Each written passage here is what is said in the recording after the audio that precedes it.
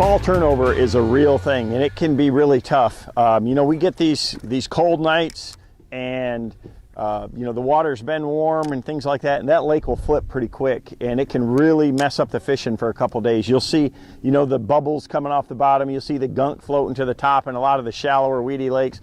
And what I try to do is, if I can pick my times and my places to fish, I'm gonna try to go where there is no turnover at that exact time. What happens first is the shallowest places are gonna flip first, and then the bigger lakes are much later after that. So like where I live in Kalamazoo, you know, I've got choices to fish shallow lakes like an Austin Lake that's only 5 foot deep. The turnover is not as big a deal because it happens so quick, because the average depth is 5 feet. Where Gull Lake, just down the street, is, you know, it's a very deep lake, it's a very cool lake, and the turnover comes really up almost a month later there. So if you can kind of just watch the weather and pick the places that you want to go, you don't want to fish those shallow lakes on those first, you know, cold nights, those first cold times, because they're the ones that are going to flip first, and then those bigger lakes, those bigger, deeper lakes are going to do that. And another thing is, any lake that has a major river flowing through it is a lot less susceptible to that turnover. If it's got current, if the water's moving through it,